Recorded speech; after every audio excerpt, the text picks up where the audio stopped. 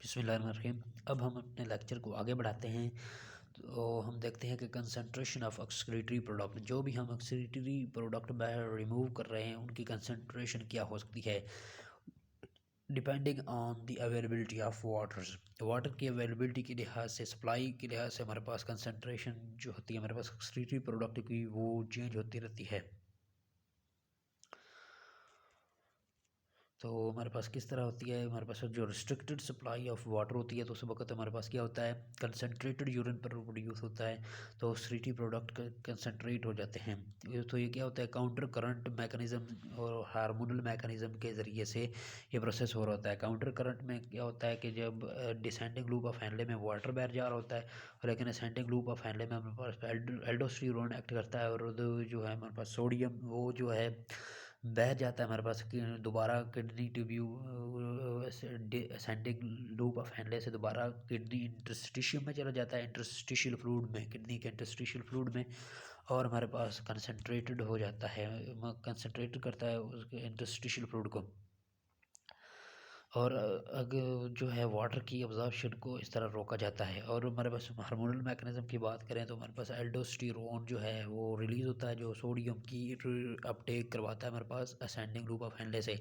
और हमारे पास anti diuretic hormone जो है हमारे पास डिसेंडिंग लूप ऑफ हैंडले और कलेक्टिंग डक्ट में रिलीज होता है, जो कि रीअब्जॉर्प्शन कराता है हमारे पास वाटर की, जब हमारे पास वाटर रिस्ट्रिक्टेड अमाउंट में होता है। और जब हमारे पास वाटर ज़्यादा अमाउंट में होता है तो एडीएच कम रिलीज़ होता है, कम वाटर अब्जॉर्ब होता है, तो हमारे पास डाइल्यूट यूरिन पैदा होता है।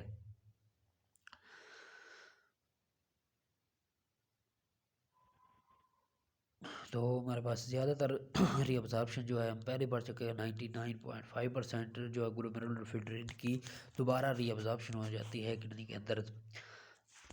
ये हमारे पास नेफ्रॉन का स्ट्रक्चर जो पढ़ चुके हैं। इंटरस्टिशियल फ्लूइड की अगर बात करें तो ये कॉर्टिकल में हमारे पास थोड़ा सा लेस कंसनट्रेटेड होता है, और जब यूँ यूँ हमारे पास कार्टेक्स टू इनर मेडुला की तरफ मूव करता है हमारे पास इंटरस्टिशियल फ्लूइड, तो हमारे पास ये क्या हो जाता है, ज़्यादा से ज़्यादा कंसनट्रेटेड हो जाता है। और ये काउंटर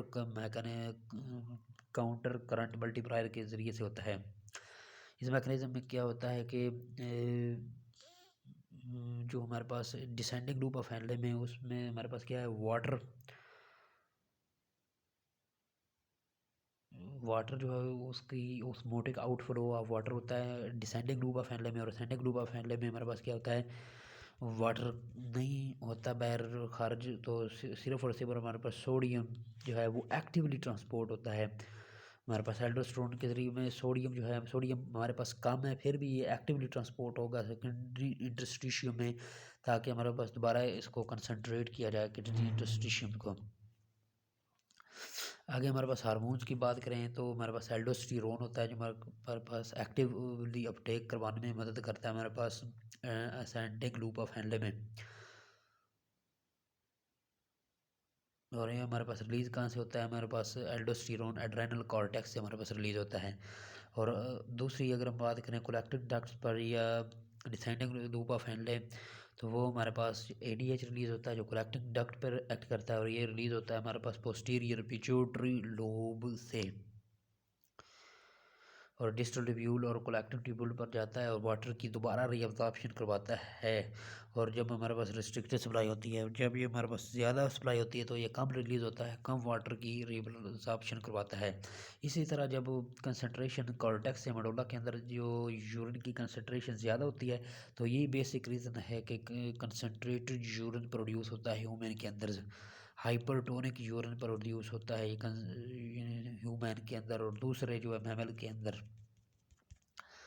उसमें रेगुलेटरी आर्गन जो किडनी हमारे पास एक एक्सक्रीशन करवा रहा है, और दूसरा उसमें रेगुलेटरी आर्गन करवा रहा है, क्योंकि एक्सेस वाटर हमारे पास है तो एक्सेस वाटर में डाइल्यूट यूरिन पर रिड्यूस कर रहा है।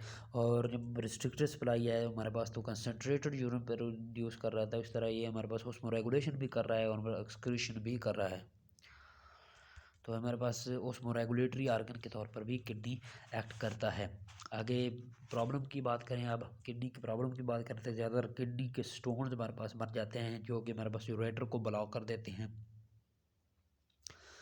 और ज़्यादातर स्टोन्स बन जाते हैं ऑब्स्ट्रक्शन काज कर सकते हैं यूरेटर्स की, और यूरेटर को बंद कर देते हैं। और पेन काज करते हैं, यूरिन अकोमोडेट हो जाता है और हमारे पास वो मुख्तलिफ़ किस्म के जो कंसनट्रेशन होती हैं वो कंसनट्रेट कर जाती हैं और स्टोन बन जाते हैं।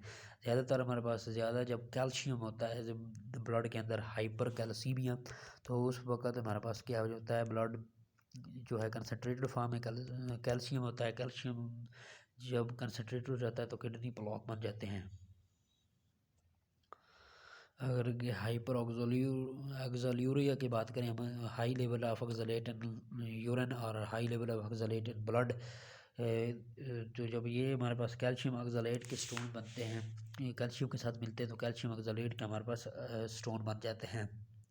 तो ये ऑक्सलेट हमारे पास ज़्यादातर ग्रीन वेजिटेबल में और टोमेटोज़ वगैरह में पाया जाता है और ये हमारे पास हाइपर ऑक्सोलूरिया की एक कंडीशन हो सकती है, एक वजह हो सकती है। इंसिडेंट ऑफ कैल्शियम ऑक्सलेट की बात करें तो कैल्शियम ऑक्सलेट के जो क्रिस्टल्स होते हैं वो 70% होते हैं हमारे पास, और कैल्शियम फास्फेट के क्रिस्टल हमारे पास जो किडनी के स्टोन बनते हैं वो 15% होते हैं। यूरिक एसिड के हमारे पास 10% होते हैं। और हमारे पास यूरिन फार्मेशन में ये प्रेसिपिटेट बन जाते हैं और अकोमोडेट हो जाते हैं, कंसनट्रेटेड फॉर्म में आ जाते हैं और स्टोन बना देते हैं। तो बेसिकली अगर हम दोबारा इसको कंक्लूड करें तो ज़्यादा कैल्शियम लेवल और ज़्यादा ऑक्सलेट लेवल हमारे पास किडनी स्टोन की वजह बनती है और ये ऑब्स्ट्रक्शन का करवा सकता है यूरेटर की।